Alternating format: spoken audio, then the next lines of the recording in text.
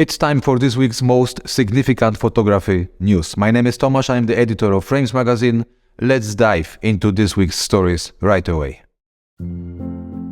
Photographer uses drone to capture unique, beautiful images of ballet. According to Petapixel, award-winning fine art photographer Brad Walls collaborated with the English National Ballet for a unique photography project showcasing professional ballet dancers from the air. Walls headed to the newly designed English National Ballet Studio in Canning Town in London and worked with 6 ballet dancers from the English National Ballet Corps de Ballet, including Brie Fode, Lulu Toner, Daisy Wales, Anna Babette Winkler, Paige Bessington and Irene Everard. With his project, Walls aimed to disrupt traditional ballet photography and shift the perspective from focusing on individual dancers to photographing the entire corps. The Keks KM02 OLED light meter is small, light and feature-rich. According to Petapixel, Keks camera has released the KM02 OLED light meter, an update from a previous model that reduces its size and weight and allows it to better blend into the classic cameras it helps support. KM02 replaces the EM01, which is no longer available, and inherits all of its functionality, adds more features, improves battery life, and fits it all into a smaller and lighter overall package. The Keks KM02 is designed to be easy to operate, has 2 metering modes, and has 3 display options.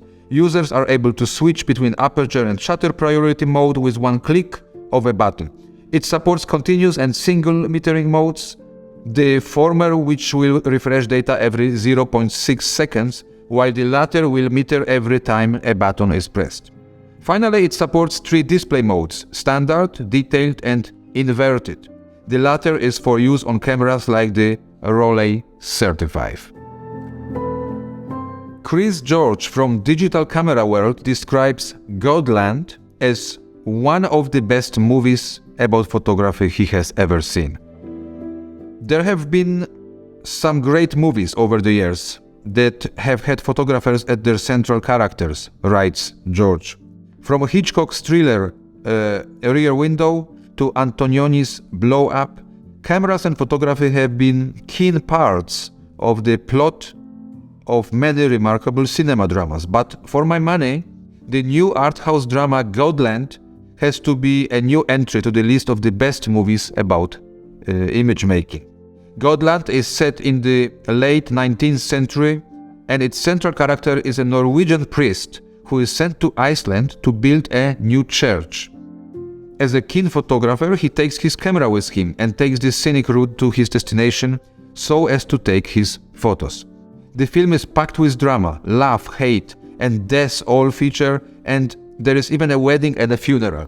But it is somber and tragic tale told with breathtaking imagery by the director Hlynur Pálmason and cinematographer Maria van Hauswolf. Richard Avedon's iconic photographs will be showcased in New York City this spring. According to Rob Report, this year marks the 100th anniversary of Avedon's birth, and he is being treated to quite the party. The festivities kicked off in January with the opening of a Metropolitan Museum of Art exhibition of his monumental murals, stretching up to 35 feet wide, which will be on view through October 1st. In May, Gagosian is mounting Avedon 100, featuring 150 works by the photographer at its West 21st Street Gallery in New York. To curate the show, the gallery invited creative artists, models, actors, designers, scholars, former Avedon staffers, and such to each chose a favorite image from his prolific oeuvre. And on May 1st and 2nd, several iconic Avedon images will be among the highlights at the first in a series of Sotheby's auctions of the Pilara Family Foundation's acclaimed Pier 24 collection. This bird photo may break your brain, and no, it wasn't photoshopped. According to Petapixel, this mind-bending photo of a bird is making the rounds on the internet, and people's brains are having a hard time processing what exactly the photo shows. It is a real single exposure photo though, and not the result of Photoshop manipulation.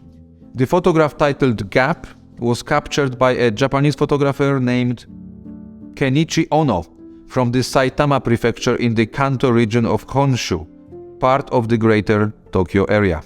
Kenichi entered the photo in the 39th Japanese Nature Photo Contest put on by the All Japan Association of Photographic Societies, which boasts 10,000 members across Japan, and the photo was honored as a special selection winner. While the photo may look at first glance like a composite image of a bird superimposed on two different backgrounds, it's actually a single photo of the bird standing at the edge of some water with a wall and its reflection creating a fascinating optical illusion. What happens when two cameras come from a different school of thought? They use a polarizing filter.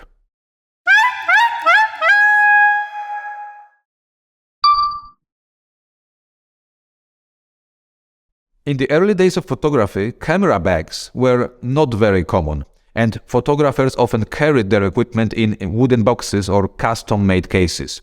These early cases were often heavy and cumbersome and could be difficult to transport. As photography became more popular, manufacturers began to create lightweight camera bags that were specifically designed for photographers on the go. One of the earliest examples of a mass-produced camera bag was the #1 Kodak camera case, which was introduced in 1889 and could hold a Kodak folding camera and accessories. This case was made of leather and had a strap for easy carrying and was a precursor to the many camera bags that would come in the years to follow.